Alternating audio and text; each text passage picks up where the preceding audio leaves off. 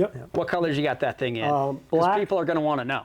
Black, olive, and white/pearl. What's your favorite? White.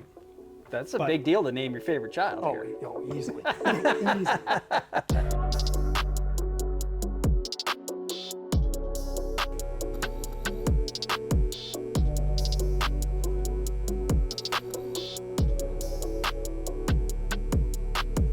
Hey guys, thanks for tuning in for another episode of Flies 4. Today we are in the Umpqua warehouse. We've got oodles and piles of flies behind us, and we've got some really, really cool 2026 flies in front of us here we're going to talk about.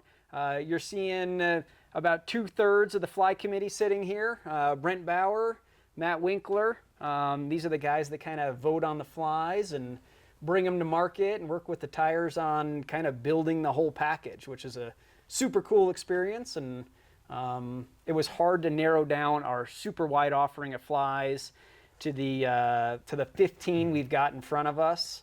And that's always the hard part about reviewing any of those submissions, is like narrowing it down to kind of what goes in the catalog. Absolutely. It's a tough gig. So like, just before we get into flies, what are some of the things that Umpqua just generally looks for when it comes to great fly submissions? Oh boy, that's a question. It's something unique, something that's been proven, tested, something that's going to make a fly shop money. Yeah, I think originality for me, something that you don't see in the other bins that we can produce that's a little bit different. Fish is different.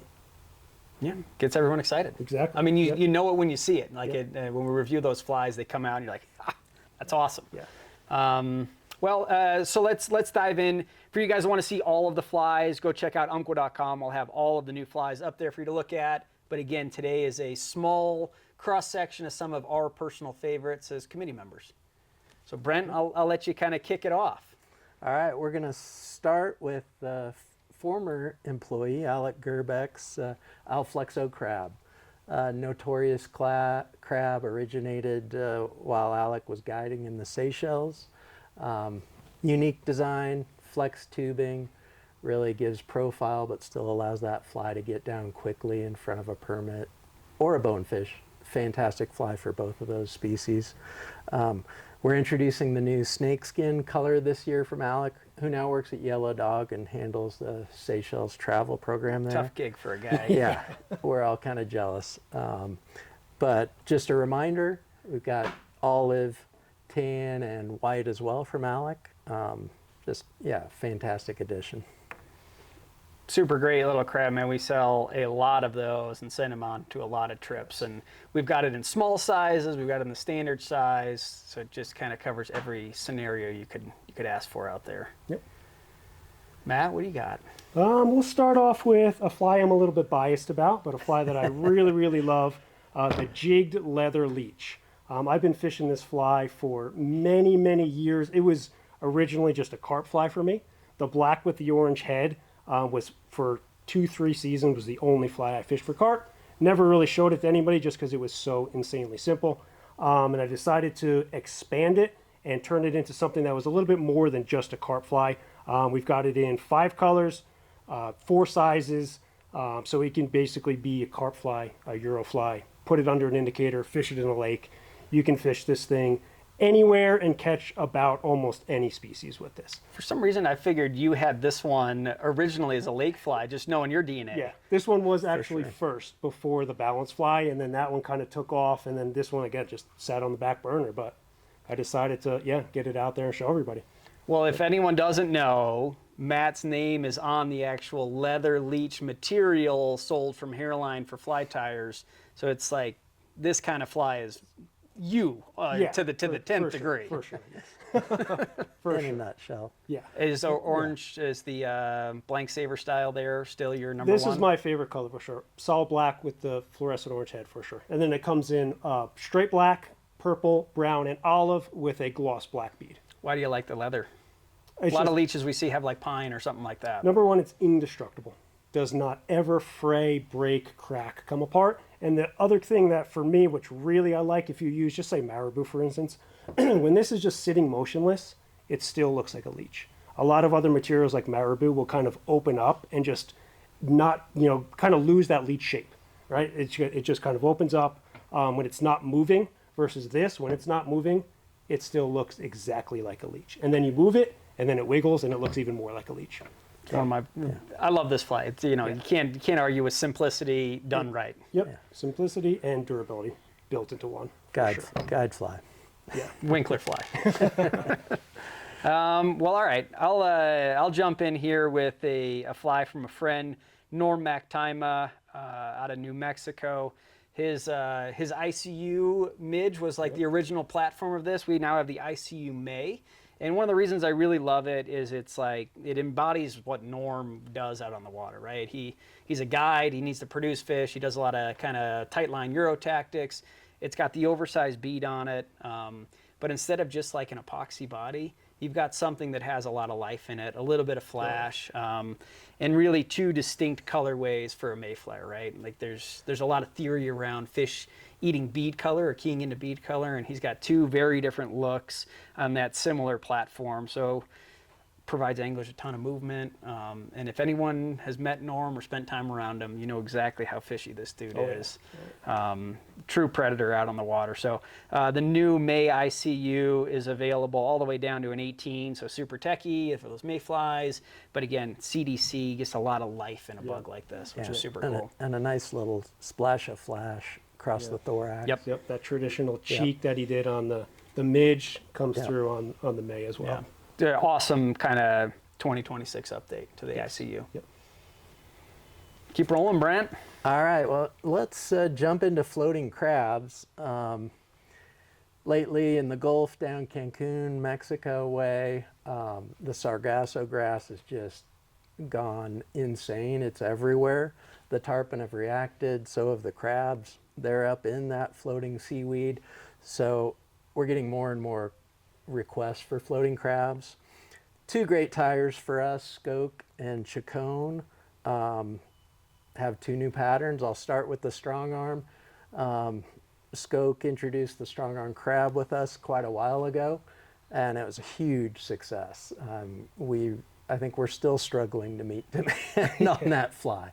So the floater, same strong arm, but with a foam platform and lip that allows you to give it a little chug, get some attention up there, let it float, give it a chug.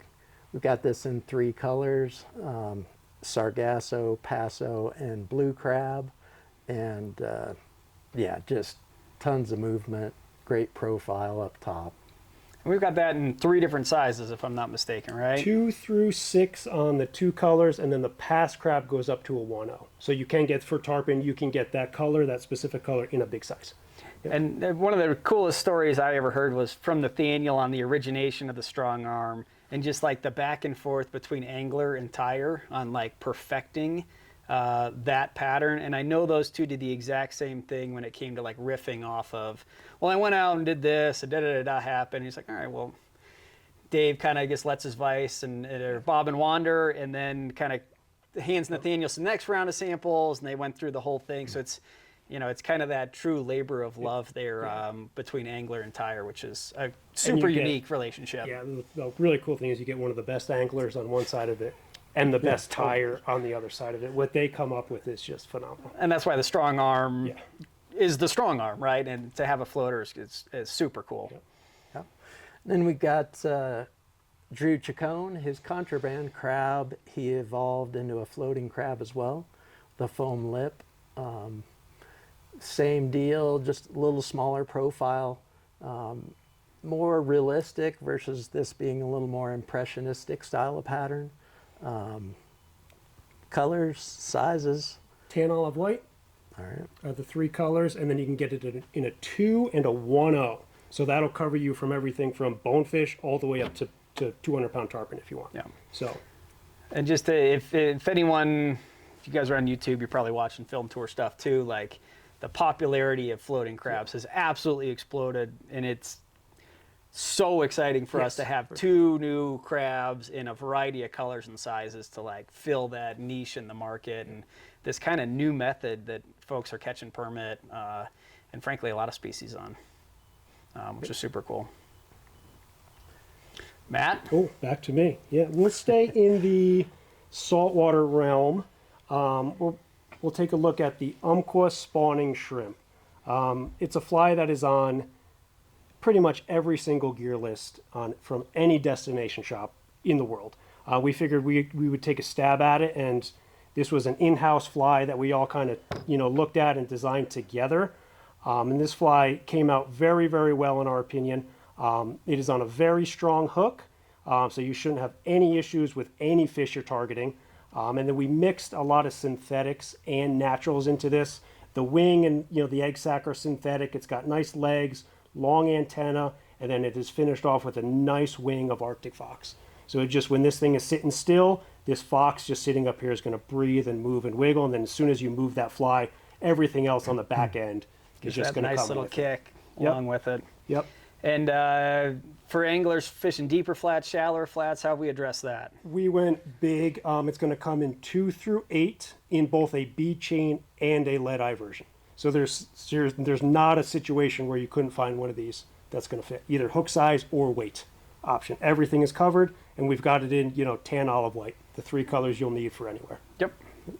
Great fly, man. Yeah. Yep. Super fishy too. Yes. Yeah, hard to argue that might be the one fly you'd take to the flats if you had one choice. Yeah.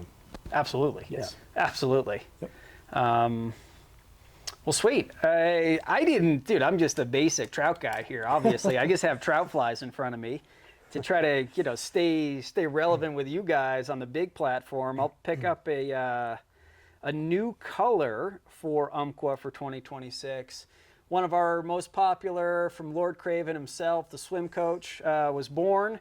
The idea with the swim coach is you've got something, when you pull those materials back, that really is ultra light, kind of almost steelhead intrudery, but carries a big profile in the water. So fishing these on a 5-weight, very doable. We've got it in both the baby size, which is what I've got in front of me, as well as his larger. But the new thing here are colors. We've got yellow, tan, and white, which extend that range wonderfully. I don't know, when you're fishing streamers out of the boat, to have something that is, you can watch swim, you can watch pause, you can watch kick, and Watch it disappear. it's the best. It's the best. So having these kind of brighter colors, for me, the white and the yellow, being at the top of the pyramid for coolness. But when it comes to actually you needing to vacuum up a few fish, that tan's an awesome color to have. Very excited to have this from Charlie. Yeah, and there's a good crossover in this fly too. I actually use this a little bit in Stillwater. The tan and the yellow, for pike, if the water's dirty, for trout. It's a very, very good, those colors for sure to add to the repertoire. I appreciate you again getting me just out of my little trout pocket I live in here. It's obvious. Brent, I'll let you keep kicking them around. All right, well, this is a fun one for me to do. Greg Garcia, local and long-time tire for Umpqua Feather Merchants. His Darth Betas has always been a fantastic seller for us. It was introduced way back in the day when tungsten was not that big a deal. Now it's a big deal, so we've got a tungsten version. Same sizes and colors. Just a great, mayfly profile in this nymph. Just very edible in any color. The profile is really what does it. But we've got it in gray, olive, and a redhead, kind of brown pheasant taily version of this fly. If I had a Darth Betas, I'd probably vote for the tungsten, but fantastic all-purpose dropper fly. I mean, you can't go wrong. Yep. And we kept it super simple on that. We're working with Greg on, obviously the only change is the bead. So we talked a lot about it, and we decided to go with just a black nickel bead across all colors. Keep it super classic, very natural, fishy. Instead of mixing it up, so they will all come with that nice black nickel bead. And one of the coolest things, this on a size range, right? As far as technical droppers go, right? In Colorado, we can fish 3 flies. You can fish kind of like the old hopper copper dropper rig. Modern evolution to be able to put something like this on there, and it goes down to a 22 which I think is super unique. And even if you wanted to mix that into a traditional indicator rig with a 2 fly, to have that be your lead, it's got a barb on it still, which is kind of very traditional rigging inline method that folks like too. Yeah. And Greg's such a freaking technical, awesome tyer. Yes, for sure. He's fun. Yeah, and stay tuned. He's got some other new stuff. Yeah. You should keep your eye out on. Yeah. We've got a new. There's another Greg Garcia we didn't feature, which I think is just as cool. But you guys can check that out on the website. Yeah, you should. All right, Winkler. Next up for me, we're going to stick with another bug that kind of I designed, but I'm very excited about this fly. It's a balanced minnow called the Balanced Money Minnow. There's just not a lot of options out there, especially for the stillwater angler, for a nice minnow imitation. There's some stuff that was kind of close, but I've been developing this fly for many years and fished it a bunch at Pyramid is kind of where it came about. Wanted a bigger fly, something that wasn't a chironomid or a little leech, something big in the big wind, and I kind of settled on this very simple but very very much looks like a minnow. Very swimmy tail marabou. The body is Palmer chenille, and the way it's wrapped, it kind of just comes across as just a bunch of scales when it's just sitting there. And I put a nice 3D eye on it, so if a fish does get close, it just adds that touch of realism. And it's a true balance fly, tied on a pin, so under an indicator, it is going to hang horizontal. Just very, very good fly if you're looking for bigger fish or in very gnarly wind where the fish are a bit more aggressive. Exactly. That just You sits just get there that kick every and time. just does that. Yep. Which is Yep. so awesome. Looks like an easy meal. Yes. Yep. What colors you got that thing in? 'Cause black. people are going to want to know. Black, olive, and white/pearl. What's Yep. your favorite? White. That's a But- big deal to name your favorite child here. Easily. Easily. Yep. Nice. Yep. And it's also tied on a 506, so a big, heavy, strong hook. So there's no concern of it, opening or anything on any big fish. Yep. Been proven at Pyramid. So And this is just available in what size? this is on a 6. Big size. Yes. Yep. It's a decent size hook. Yep. Big fish, big But- fly. Yeah. Big fish fly. Get If after you it. guys, if you guys aren't on Hip to Matt's Instagram feed, dude, it's big fish only. It's not a bad program he's on. All right. Well, geez. I'm gonna go small streamer. We did Charlie Craven's last time. This is a little jig streamer that I've been working on. And I love fishing jig streamers. It's one of my favorite ways to fish. I fish a lot of tight line, Euro trashy stuff. The biggest complaint I have about streamers in that realm is that they don't look like streamers. They look like leeches with a bead.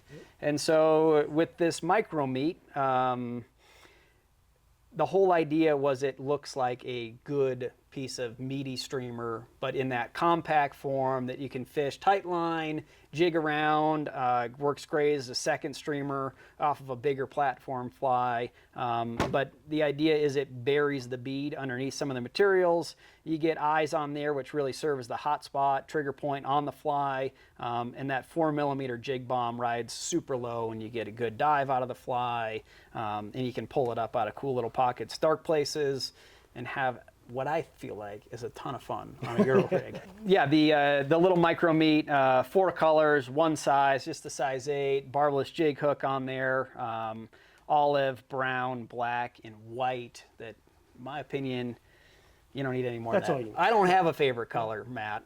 Come on, Well, you you should. know you do. I like the brown. Well, you I like didn't the brown. say this is your first fly. So congratulations. You are now part of the Umpqua signature tires. I hope I don't discredit all of the hard work that Umpqua puts into their signature tire program. We're proud to have you. Yes, yeah, for sure. So yeah, that's my micro meat. Right on. Well, this is my last fly. I think we have some more to go, but I'm pretty happy to be introducing Craig Matthews' CDC Sparkle Dun. It's hard to imagine many trout fishermen that haven't fished the Sparkle Dun and fallen in love with it. The CDC version, I believe, is a true improvement for those of us that have fished it. We believe it floats higher. If you're doing match the hatch, still calm water, you're gonna love this fly. If what you have on is not working and you need a green drake, a PMD, or a Baetis, tie it on and try them again. You'll probably be pretty happy. Tie with it what on and happens. hold on. Yeah. Just kudos to Craig Matthews. It's a great fly. I was just up fishing the ranch section of the Henry's Fork a week and a half ago or so, and talking to an old timer that's been fishing there for 30 years. And we were chatting, and it inevitably ends up on flies. And he's like, "Oh, favorite fly up here is a Sparkle Dun." I said, "Oh man!" And he pulls out, it's a whole box of nothing but Sparkle Duns, right? That he tied, and he was like, Craig developed the fly here on the ranch. I was like, "Oh yeah, I heard that. That's super cool." And I said, "Well, we traded a couple flies." I said, I'd love to give you a couple new flies from Umpqua," and I gave him a couple of these. He was like, "Oh, I didn't think it could. I like that." And put it right in his Sparkle Dun box and jammed it in there. And, I just think it's an awesome low riding addition to what is already such a well-known fly. Yeah. The other thing I always think is worth pointing out on this one is it's factory barbless for folks that are looking for something just a hair elevated potentially in some folks' mind there. Yep. Beautiful bug. Absolutely. Yeah. Yeah. The cameraman likes that one too. Shout out to Jake. Quite a bit partial to that one. Next up for me, we'll go into another crab. We've talked about a lot of crabs today, but another one we're very excited about, what we're calling the Raghead 2.0. The Raghead has been around forever. And at some point it just needed some updates. And these updates aren't just something we came up with. They're all from guides, fishermen, everybody, fishing all these destinations that, over the years have, they say this is what this fly has to have. So we took our original Raghead. First thing we did was added yellow eyes. All the guides, all the anglers nowadays on their crabs, they want that yellow eye. In working with shops like Yellow Dog, Yes. how many times you pick up the phone? Do you think we can get a yellow-eyed version of this? Yep. So that was first and foremost to get those on there. Next was the legs. The barring overall was kind of, not necessary anymore. Everybody wants white legs with the black tips. We switched that up. We made a little modification to the body, not much, but more of a little bit of a crab shape, a little bit wider than it was. And then we also upgraded the hook. So this is now on a bomb-proof hook. There isn't any destination in the planet where you won't have success with this. And it meets everything that if you show your box to a guide, he's going to pick these out. That one, senor. Exactly. They come in the colors that you want, tan, olive, white, in 4 sizes. So it's, everything you need in a Raghead. It's going to be hard not to pack that one on your next trip. Exactly. For sure. Yep, exactly. Yeah, Winkler with the confidence bugs, dude. Love it. All right, my last 2 bugs here are emergers. Since we just showed off a cool Craig Matthews fly, I'm going to show off one more Craig Matthews fly. You guys worked on this project hours and hours, lots of back and forth. Umpqua's working with Patagonia on a cool assortment of pheasant tail specific flies. And so we got this Yvonne Chenard, Craig Matthews, and Mazzo. Italian tire. Italian Tire, thank you for filling me in. Super cool project, but one of the flies that came out of it, kind of like the minute I saw it, I fell in love with it, and that's his pheasant tail emerger. He's got it in 4 different colors, from Drake to PMD to a Flav, which I feel like is super unique fills a lot of the northern Rockies fisheries, and then all the way down to a Baetis. Again, it's heavy CDC. It's got a little bit of poly in there. Great colors. Pheasant tail's kind of like, I consider it one of those magic materials. Oh, yeah. And then, that factory barbless hook. So like, as far as an elegant emerger goes, it's hard not to love what Craig's put in front of us. It's beautiful to look at. Yeah. And it's part of a really cool assortment that I know. The team here worked super hard on getting out the door, and you'll see it with Patagonia, but it's cool to be able to just kind of spotlight one of those. One of the flies in there. Yeah. And if you're not sure if they're eating the adult or the emerger, just tie the Sparkle Dun on with that trailing off the back, and you're set. If one ever were to snub that one for an insane reason, you have a great comeback fly here. No doubt. Oh, you did your double crab. I'm I done. got- I doubled up. I got one more. It wouldn't be a fly launch without a Lance Eaggan fly. There we go. We don't have essentially a new one, but what we did, the Rainbow Warrior jig, we were scaled it way down to an 18, and we took his tailwater sow bug and we got it down to a 22. So a 20, which it went down to an 18. So we now have it in 20 and 22. So true tailwater size.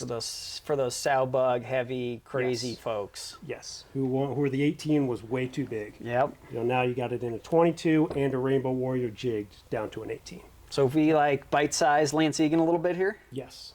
Yes. fun way to think of it in my head. Yeah, hard to imagine two more fish catching flies, just Yes. sized down Now to where you even need smaller. them. Yeah. For sure.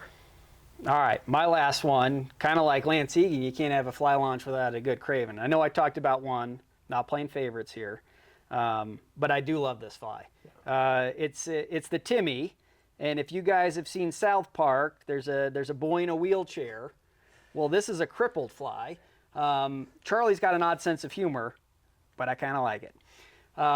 It's an awesome cripple, but what he's done with it, unlike kind of the CDC elegance of Craig, what he's done is he's taken that signature kind of poly wing that he's kind of done in a lot of different configurations and done it again different. So almost like some of his other, like his Hellion Caddis, where you can modify the wing. It's very similar here, where he's got it folded over, you got it out the front, you got it out the sides. You can pull and grease everything up, and you've got something that's kind of almost parachute style. You can splay out the wings, kind of spinner. It does a lot extremely well, and it's offered in 5 different shades, everything from brown drake to green drake, brown drake to green drake to brown to PMD to BWO. And each wing blend is a little different based on the hatch, which I always love that attention to detail he brings. Yep. I was fishing this one on the green during a PMD hatch, and I had kind of a snooty fish, and I didn't have some of the bugs we already talked about, but I did have this one. It nosed me, and it's not often I would consider a poly-winged fly as a comeback fly, but it came back and confidently took the PMD version of the Timmy, and it had me kind of yelling Timmy out there because I was loving it. But that was my last one for the 2026 because it's a super fishy bug. It is very fishy. And again, just a different look. The reason you would choose a Timmy over, let's say, in my opinion, like the Pheasant Tailor merger from Craig, would be CDC does require a level of maintenance, right? If you're catching fish regularly, CDC, you got to dry out, re-prep, get back out there to get all the properties. You get a lot of the same floatability out of the polywing, just with an insane amount less work. So if you're into fish a lot, or fishing broken water where that CDC might find a little bit more moisture in it, Timmy would be my first go-to. Yep. So that's like our 15 fly roundup.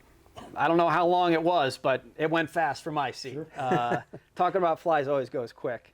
Thank you guys for watching. We've got more Flies 4 episodes coming out the rest of the summer here, but do make sure to check out all these flies on umpqua.com. Your local fly shops will assort these and all of your other favorite Umpqua flies. So stop into your local shop, say hi to everyone, get some fun flies, and head out on the water. Thanks for watching.